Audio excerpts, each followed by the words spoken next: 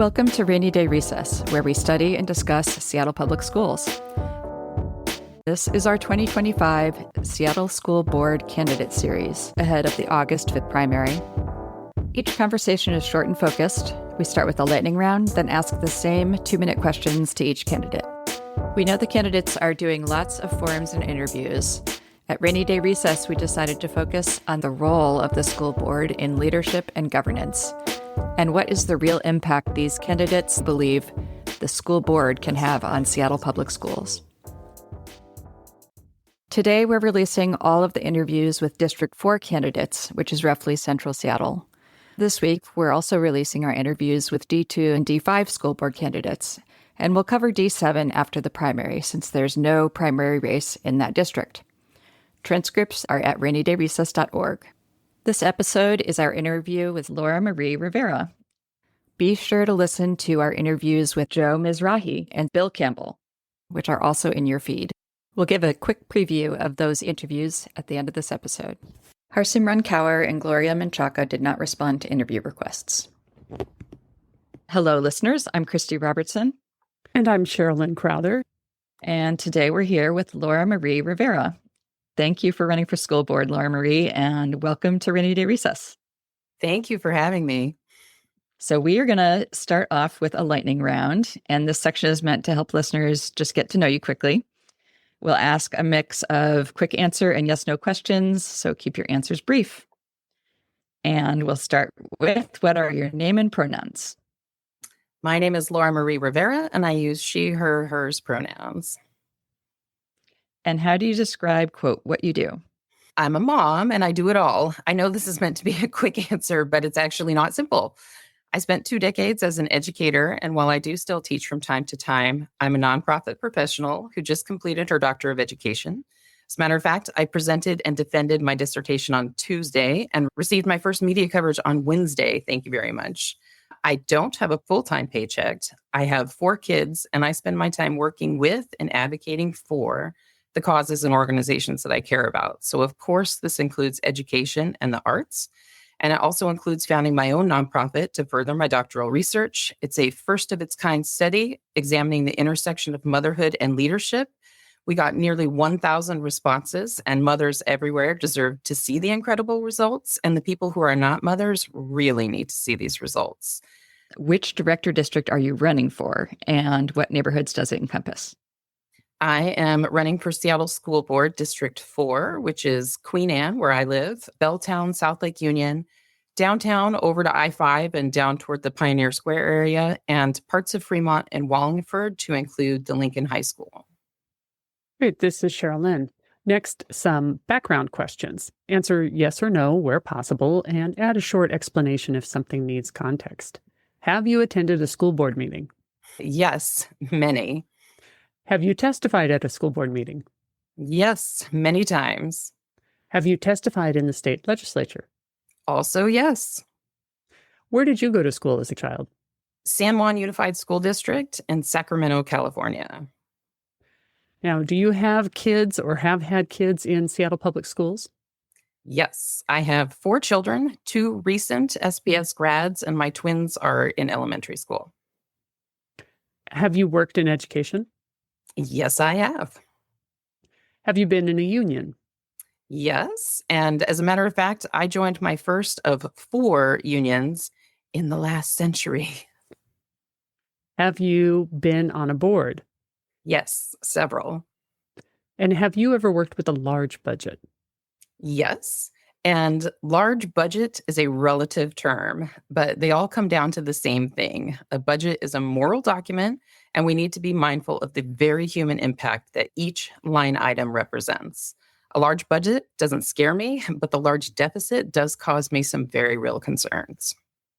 Now for some quick take questions. Who is an educational leader you admire? Gina Davis. And can I tell you why? Yes. Most people know her as an Academy Award-winning actress and even as an Olympian, but I really appreciate her role as the founder of the Gina Davis Institute on Gender in Media. Their work on representation in media has been really important, and the way they tell the stories, or educate, if you will, has made a huge difference. It took 20 years to get from 11% female lead characters in family TV and films to reaching gender parity in 2024. There is obviously still a ton of work to do in other entertainment genres and additional types of representation. But you asked about an educational leader, and that kind of creativity and flexibility to think outside the box is exactly what I think SPS needs. Who is a school board director you're looking forward to working with? Liza Rankin. She's been on the board for a while and knows a lot of people and a lot of history. And I've heard many people that like to draw similarities between the two of us. I'm guessing because they apparently think that all theater people or all neurodivergent people are the same. I like Liza as a person, but we don't see eye to eye on a lot of things. And I think that's okay. I'm also hopeful that the differing viewpoints will lead to stronger solutions for our kids. We have 4 seats on the ballot this year, and we have got to make a change. What's one education policy you strongly support? I strongly and proudly support the SPS non-discrimination policy, and I need to add that this is a really good example of a policy that sounds good, but doesn't always work in practice. So this shows up in a myriad of ways. And the fact that our current board members have decided to remove themselves from any day-to-day operations or responsibilities is sad. Where are students and families supposed to go when the policies are not working as they're intended? I've worked with both of you with special education, and I think each of us has experienced this breakdown. And even with our level of education and privilege, we've not been able to get what our students need from the schools or the district, and this has to change. And there'll be another chance to talk about that in the main questions. Do you see the school board role more as a trustee with a duty to the institution, or as an elected representative role accountable to voters? Both. And I guess I sort of answered that in the other question, but the trustee 30,000-foot perspective is a good goal to have. But the truth is, in reality, our students are individuals and they need some flexibility. So when these systems are not working, the board does need to do their part to facilitate a response and solve the problem. What's one thing you'd change about the school board immediately? More public engagement and better partnering with communication with the staff. It's unrealistic to think that 7 members could do the customer service role for nearly 50,000 students and 8,000 staff members. But our students deserve a system that sees them and actually helps them to succeed.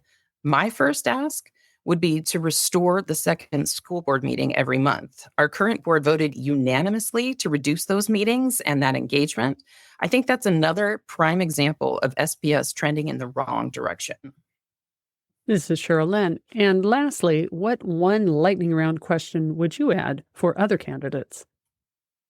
I'd like to know what made you run for school board.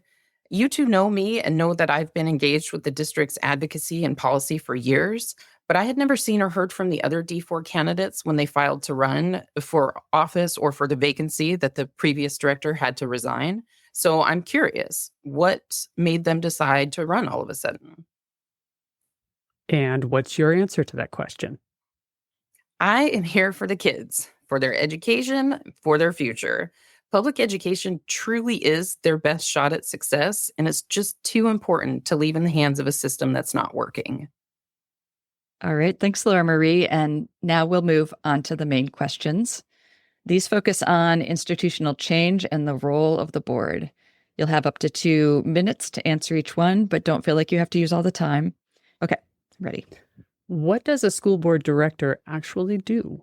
The school board directors have a very important, incredible, and often overlooked role. I have had a lot of conversations with people that don't even realize it's an elected office. They have no idea what it does, and they certainly don't realize that these are done by volunteers. So it's something that we need to consider a lot.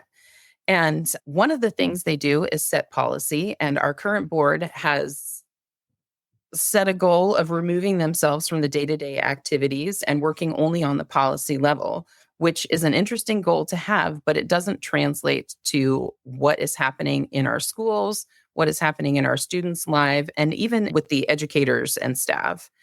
I would like to see the school board be a lot more flexible.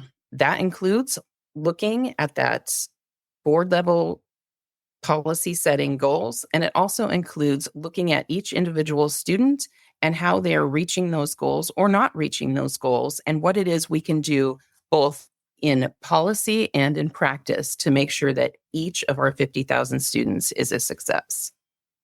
And what do you think the board should focus on most when it comes to finding the next superintendent?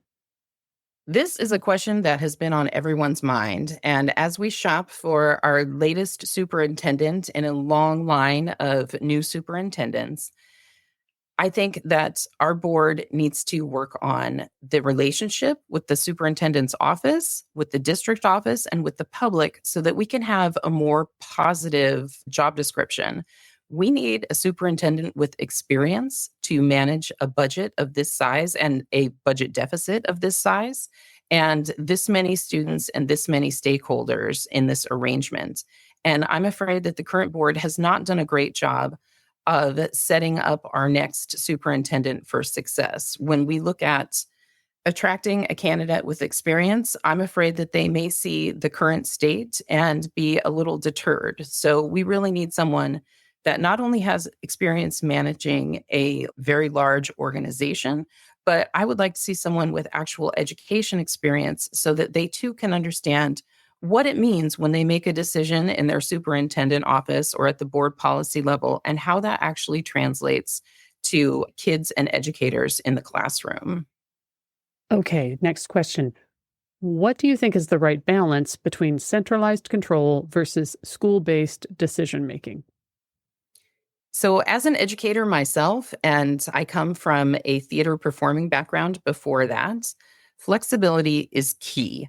And when we look at the balance between centralized control and school-based decision making, while we do need some checks and balances, we absolutely need to let our frontline educators and staff make those decisions, because they're the ones that are seeing the kids every day. They know what's going on and they know what those kids need. And in the context of equity, of course, all kids do not need the same things. They're individuals. They come with their own strengths and challenges, and what they're hoping for in the future varies as well. And so we need to make sure that we are offering an education that addresses those needs and their desires for the future. And this is not something that can be done at the district policy level and set for 50,000 students. It has to be done on an individualized basis. And we have to make sure that our classrooms have the supports and the flexibility to be able to address those needs and get those students what they need to succeed. And what should the board do if the district isn't meeting its goals for students? This is a perfect example of the flexibility that the school board needs to have, because if they want to remain at that top policy level and not getting involved, then they're not going to make the difference that the kids need. And I think that our goals for the students are very modest. I would like to see much higher goals for the district, and I would like to see us meeting those goals. But the truth is, the goals don't mean anything if your student is not able to attain them. So it comes to a question of what is the problem and why are they not able to meet those goals? Is it lack of classroom support? Is it lack of a school breakfast in the morning? Is it because there's an undiagnosed learning disability?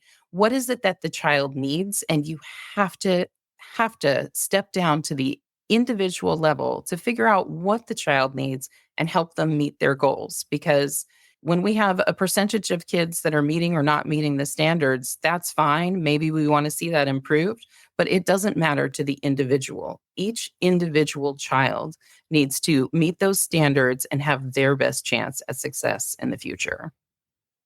What should the board do when the district isn't meeting community expectations?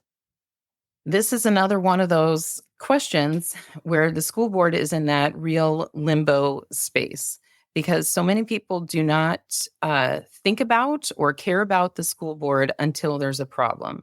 So all of a sudden, when the district isn't meeting those community expectations, what can or what should the board do to make the difference? And I go back to community engagement. Engagement and communication is something that SPS has been talking about the entire decade that I have lived in Seattle. And, even coming down to the last time we revamped the website, there's a lot of information on that website. But then when they go and revamp it, it crashed on the very first day. And so there's a lot of thought that needs to go back into those communications, but it's really more about the engagement. And I think that reducing the public engagement was a mistake, and we need to fix that. But also, we need to think about that engagement, because when we have a task force and we have community members that are dedicating their time and talents for months on end, and then they go and ignore the exact recommendations of the task force, it's not serving anyone. It's not serving the community, and it's not even serving the board. So we need to be a lot more thoughtful about how we approach it and what we do with it. Thanks. And the last question here is, what's something you want voters to take away about your approach to being a school board director? Well, first of all, there are 4 school board seats on the ballot this year, and this is important. It's important to vote, to use our voices, because this is our opportunity for change. The primary ballots are due back on August 5th, and only the people in those districted zones will vote on their primary director. But the November general election is citywide for school boards, so we need everyone to vote all the way down their ballots in this election and in every election. I truly believe that if we had been prioritizing education, our country wouldn't be in the state that it's in today. And I really appreciate you taking the time to do this and all of the work that you do for our schools and for the city. And I'm happy to answer questions and talk to more people. They can find my schedule at votelauramariee.com. Oh, and if I could add one more thing, I'd ask parents and community members to get involved. I know things can seem overwhelming, especially in today's political environment, but there are things that we can do. Working together, advocating, listening to other points of view, supporting the causes and candidates that we believe in. I had never run for office until I did. I had never testified at a school board meeting until I did. I had never taught in a classroom until I did. So new things can be different or intimidating, but they can also be amazing and empowering. I encourage everyone to get out there and reach out if you need help finding a place to start. There are lots of folks out there that will be happy to have your support or help you find a place to dedicate your talents. You can find me at votelauramariee.com. Great. Thank you so much for being here today, Laura Marie Rivera. We really appreciate you taking the time to share your thoughts with us and with Seattle voters, and good luck with your campaign. Thank you, Christie. Thank you, Cherylynne. Be sure to listen to our other D4 candidates, Joe Mizrahi. I think that it's important to also talk about what the role of the board isn't. I'm not someone who wants to go in and tell these lifelong educators how to do their jobs. I have enough educators in my family. I've worked with educators long enough to have too much respect for the work that they do to go in and say, this is how you should do this. What we do is we hire experts, we set goals, hold them to a community standard, and then we let them do the work to figure it out. It's my job to carry the community concerns and then give them feedback on that. And Bill Campbell. My plan in the first 90 days of being on the school board is to return the board to 2 public traditional meetings a month, to create and found a citizens budget review committee so that the public can review, audit, and make recommendations on the annual budgets and control what goes out for the levies, and then to fire the Texas consultants who are currently telling Seattleites how to teach our kids.